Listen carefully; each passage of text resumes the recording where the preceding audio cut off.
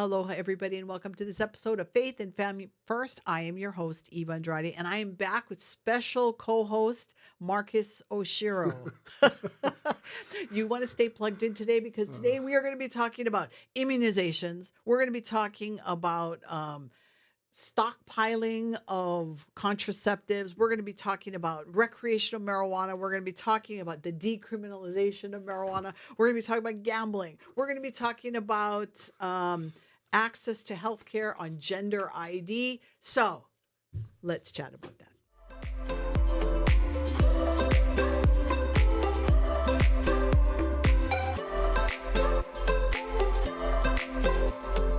Marcus.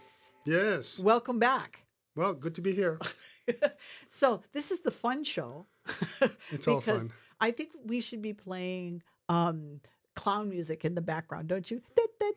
Oh, I love that. Right? Because don't you feel like that some of these bills we're going to be talking about are definitely clown music? Yeah, welcome to the circus. Welcome to the circus. So we're going to launch in the first bills we're going to be talking about. Well, let's talk about HB 1118, which is relating to non-medical exemptions to immunization requirements, which AKA, otherwise known as removing religious exemption. So let's talk about that because I cannot tell you how much information is out there right now on this bill. I have seen so many churches posting information. I have seen call to action on the first hearing. They got thousands of people testified, both for and against the bill. So I'd like to toss that out first to get your thoughts on that one. You know, I had a chance to look at, what's that, House Bill 1118 relating to non-medical exemptions to immunization requirements.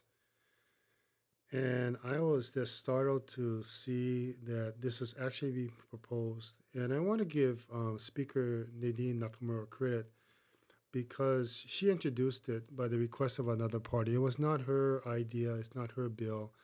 It's what's considered and described as governor's package. So it's a governor's initiative primarily to the Department of Health Director Kenny Fink that wants to repeal the existing exemption, which is the religious or conscience exemption for immunization for schools.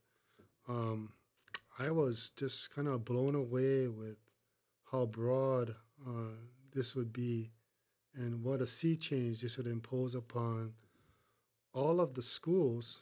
And I think, Eva, it touches upon private schools too. And I think people need to know it's not only public schools, and that includes charter schools. Yeah, I'm glad you're bringing that up because when I read the bill and I did my initial notes, and I want to make it very clear, I'm not an attorney. I don't want anybody to think that I'm speaking as if I'm an attorney. I'm just a regular person that's done this for many years and I've learned how to read the bills, right? So they're footing around with three chapters. They're footing around, first of all, with chapter 302A, which is under the education chapter. And basically there is right now in the law, there is an exemption. So right now in the law, this exemption exists. Quote, if any parent, custodian, guardian, or any other person in loco parentis to a child objects to immunization in writing on the grounds that the immunization conflicts with that person's bona fide religious tenets and practices, upon showing the appropriate school official satisfactory evidence of the exemption, no certificate or other evidence of immunization shall be required for entry into school. And they give the references, right? So they want to strike that language. They want to take that out of chapter 302A 1156, which is the exemptions portion of that chapter. The second chapter they're going to fuss with is 32111, which is under the Department of Health chapter, and it's subject of health rules. So this is their general rules for the Department of Health. And basically they also have a exemption listed in there, which is no child shall be subjected to medical examination, vaccination, revaccination, or immunization whose parent or guardian objects, right? And then they want to strike that language. The third part of the bill, they want to fud around with chapter 325, which is infectious and communicable diseases, which is section 325-34, which is the exemption. Now, this one's the interesting one. On this one, they're not striking the language. They are strengthening, in my layperson's opinion, they're strengthening the language, because currently it reads, the requirements are not, so when they're giving them the exemption, that the requirements are not in accordance with the religious tenets of an established church of which the person is a member. But they want to change it to that immunization conflicts with the person's bona fide religious tenets and practices. So actually, in my opinion, they're strengthening that section. Well, I think that last provision you described was what was suggested by the Deputy Attorney General. So the Attorney General came in specifically on that one point to make that change to the bill, starting off, of course, with really comment on the bill.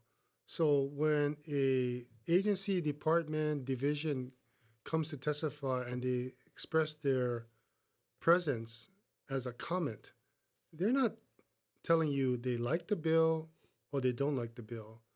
They're kind of being, very polite by saying we're going to comment on it and just point out any kind of technical questions or insufficiencies or drafting errors. Right. So that's what the Attorney General did. And then to her credit, I think she says, well, if you guys are going to move this measure, you need to make this correction to make sure that one seeking a religious exemption need not belong to an established religion or church, but they have their own bona fide religious tenets and practices. And that's the way it is today, right? You don't have to have your pastor or clergy or priest or rabbi or pastor sign off and says, because that's what Marcus goes to church every Sunday. That's what happened in he's COVID. A good. That's what happened in COVID. That's right. Everybody that wanted to take the religious exemption were, and Bishop said this, that people were saying, "Oh, my religious belief," right? And the diocese made absolutely no provisions for that, because the Catholic Church as an institution does not do that. Yeah.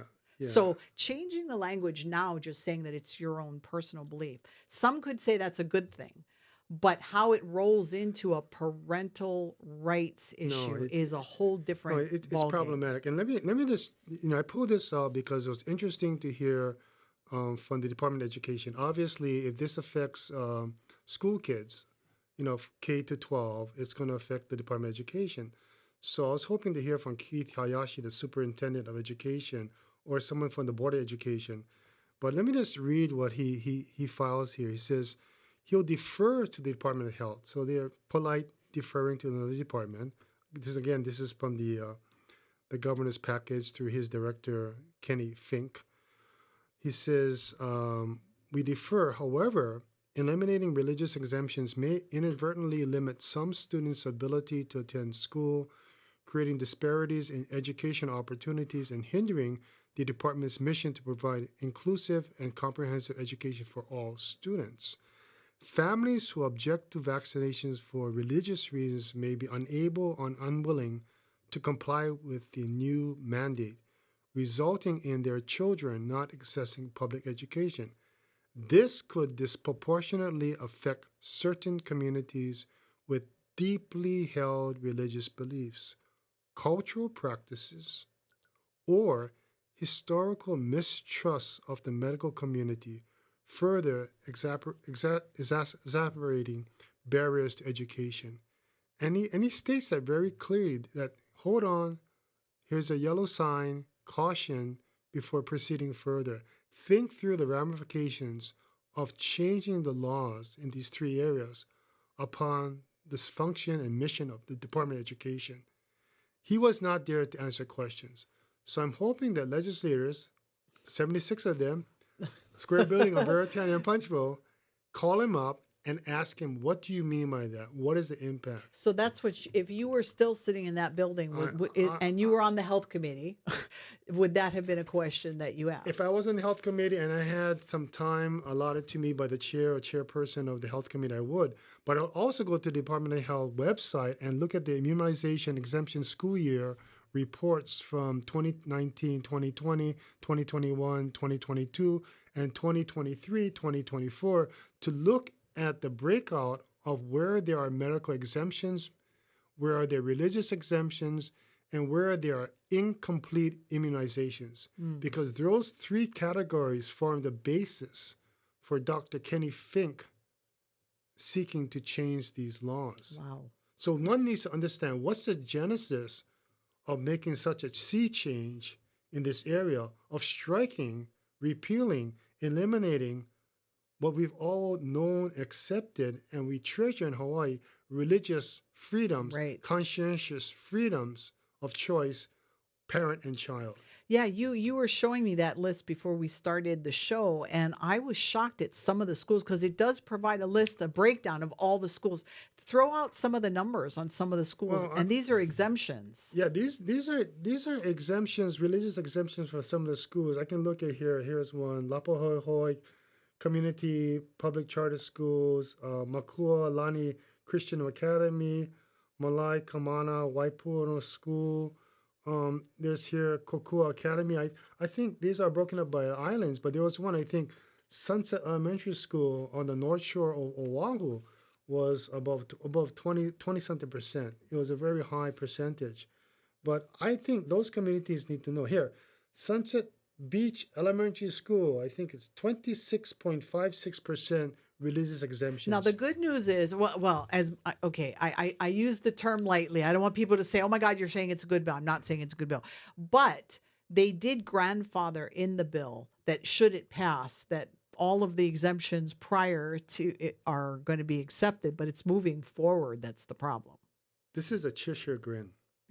I know. I hear you. I just want to be devil's advocate so that people can speak correctly to the bill. No, I read that because it purports to grandfather a certain class of students who have currently religious exemptions from the effect of this change. But as we all know, I believe it's routinely required of students. Sorry. Well, we're talking about a lot of bills. Required of students and their families to update their vaccination status. So it says that they had it approved for the 24-25 school year. They'll be permitted to remain exempt while continuing to attend school in Hawaii. I don't know. That can be stricken from the bill anytime. That's what I'm worried about. Sometimes when you raise your voices and the legislature they're dead set that they're going to pass something. Sometimes when you make them mad by doing all this stuff, they could strike that because they get mad at all the testimony. Well, I think, someone might say, well, let's try and make it easy in the transition. So we'll give them a free pass this year and we'll just, suck it up and deal with it. But it shows that there will be two types of students in the classroom, on the school campus. And again, if it's all being done to drive the numbers higher up to a so-called herd immunity, and I'm not a doctor, so I don't know what that really means or what percentage of students in the campus or in the community need to have that herd immunity for it to be effective. But it just doesn't seem to make sense in this instance. And I think it may be a short-term grandfathering in, or again, it may just be repealed before the bill is finally voted upon. Okay. Yeah. And I want to make it clear because we're going to move on to the next bill, but I want to make it clear too, when I read the bill initially, I still have my doubts that it applies to private schools because the private schools have a whole nother chapter. But you're reading this. I want to be clear that you're reading it that it probably does affect private schools because, the way that chapters work, and a lot of people don't understand that. You have different chapters that doing different things. So 302A, when I read that, is not the private school chapter. Well, let me also add this. I think that if the Department of Health has a health policy for state of Hawaii, public health policy, right, it should affect all schools, all children. Okay, and I forgot to also mention that it's not only public schools, elementary schools, K to 12. It also affects community colleges and the University of Hawaii. Those are also public schools, institutions. So they could also be affected by this change here. And I don't know what the policy is. All right. Well, but there's questions to be raised. There's questions to be, and that's the great thing about the legislative process. Yes, that's a great thing. Yes, it's a time and place to ask questions and demand answers from the departments, agency, divisions, directors. Good. So that's the bottom line is stay plugged in. All of these bills that we're talking Oh about yeah. today, unless we specifically tell you, they're still alive. The next two bills we're going to talk about we're going to talk about it really quick so we can get into the marijuana stuff because that's interesting. So Okay. I'm just going to throw this out there. Okay. There is a bill, both House and Senate It's like version, speed that's dating. moving right now. So HB H66 is the House version, and Senate Bill 1246 is the Senate version, and it's called Relating to Healthcare. And this one is going to direct the department. So it's not a law. All it is, it's directing the Department of Health to purchase and store a 1-year supply of the mifepristone, the abortion pill, by working with one or more pharmacies in the state. Now, there have been people testifying in opposition to this. I'm watching this bill because the reason behind the bill is they claim they're doing this because, again, President Trump has made statements about making it hard to get this particular bill because this is the abortion prevention, the abortion The morning prevention, after pill? the morning after pill, Right. right? So they want to make sure that it's available should for some reason it stop, right? They want to have access to it. And the only reason I'm watching this, I'm not saying I'm not opposed to it. I'm watching it very closely because there are some cases where this pill is used for other things and not just abortion. So I would hate for it not to be available for endometriosis or, some of the other things. So I'm doing my research on this. Again, I don't want to get angry emails. I'm not saying that I'm not opposed to this because they did this in 2023, just so you know. They stockpiled it in 2023. And guess what? My question to the legislature would be, what happened to the stockpile you had in 2023? Well, you can call your legislator, your senator, and your representative. Ask and them they that can ask question. questions. Yeah, because this bill is going to the Ways and Means Committee, so Yes. Definitely means there's some money involved in it. So that also has to be factored in. Oh, that's a great reminder. Okay, and the last one is Senate Bill 799, which is relating to the freedom to read. And this one basically was a bill that they wanted to make sure that nobody in Hawaii started demanding that certain books not be made available for our I thought it was for the vision impaired that they had a right to, obtain services and tools so they could read. You wish. If it was that wonderful, it would be.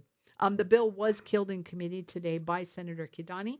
So we're glad that we don't have to fight for this one. It is interesting. The language in the bill also said they had to make sure that they didn't keep books from being provided that were religious in nature or faith-based. So I was watching that bill. We didn't testify, but I was watching it very closely because, as you know, bills can change. Language can change. So let's jump into the marijuana bill. So 2 marijuana bills are alive. The House heard the version and they killed it. And the speeches on the floor, Marcus, you'll be appreciative to know that they made the claim that they didn't have the votes to pass it. And they felt like they needed to focus on other issues and not this. The Senate didn't like that, so the Senate moved their bill forward, which is being heard this week. Yeah. There's also a decriminalization bill, which you know as well as I do, that's just de facto marijuana. In fact, you and I had words one time at one hearing, you remember? Because we didn't testify against the decrim bill. Yeah. And you asked why. Yeah. Yeah. So to be fair, so your thoughts on the marijuana bills? Well, I'm glad that the House recommitted the bill after it went through a public hearing. They spent some time on it. So I give credit to the chair, Chair Takayama, for making that bold decision. It probably upset a lot of his caucus members, those who wanted the bill to move forward. And I think there were speeches to that effect at the second reading. But I think Speaker Nadine made the right choice. I think there are certain bills of more pressing importance, and you don't want something like this to be dividing your caucus, especially as a new speaker. You want to hold on to your caucus as long as you can and as strongly as you can, especially your first rodeo as the new speaker. So I think she made a good call. There are so many questions in this bill. It affects 5 departments: Department of Taxation, Department of Commerce and Consumer Affairs, Department of Health, Department of Public Safety. And they want to create a new office and they don't know where to put it. Department of Health. I mean, there's so many moving parts. So I think they finally ended up with having like 4 referrals double, quadruple referral. So the recommittal basically means is did for this session. Well, we're going to have you back and to do a show specifically on the marijuana bill, especially as it moves forward, because it is so complicated. And we definitely can't talk about it in just 2 minutes, No, to we kind of cannot. give But them. I'm glad the House made a good decision. We'll watch the Senate bill, see what happens to that bill. Yeah, so we'll break that down. So stay tuned because we want to be able to get into that more. Because the other thing that we need to talk about, maybe it'll be a part of the show, is the difference between hemp and marijuana, because that's a huge thing at the Capitol. Yeah. Trying to, well, how come hemp is allowed and it has THC And levels? there's problems with the hemp regulation also. I think there's some things they need to do and fix that because there's some illegal sales going on right now as we sit here. Exactly. So that's why we absolutely need to have that conversation. So keep that on your speed dial, Marcus. We will have you back for that. Okay. Okay, so the next group of bills is gambling bills. So we have two groups of gambling bills that are going. We have a Senate and House version of sports wagering, and they're making it very clear in their description, specifies that sports wagering shall not be considered games of chance or gambling. So that's supposed to assure us that this is not gambling. And then, of course, we have the bill that just popped for hearing this week, which is related to the economy. And this is a Kanuha bill that has been turned into a 20-year license for a casino at the Aloha Stadium and the Convention Center. So let's talk about gambling. Wow. Okay. Where do we start? Okay, let's start this because a lot of people do not know this. One of the reasons that Hawaii remains one of two states that have no form of legalized gambling is because of Senator Inoue. Yes. He was strongly opposed to gambling in the state of Hawaii. Yeah, I think Senator Inoue, Senator Akaka, all of them, Senator Fong. So this is, I want to talk about this because this is, these are strong Congresswoman Patsy Mink. top Dems that were like, we don't want this. I would say the current congressional delegation, including Senator Schatz and Senator Hirono and Congresswoman Jill Takuda and Ed Case, would also oppose any kind of legalized gambling in Hawaii.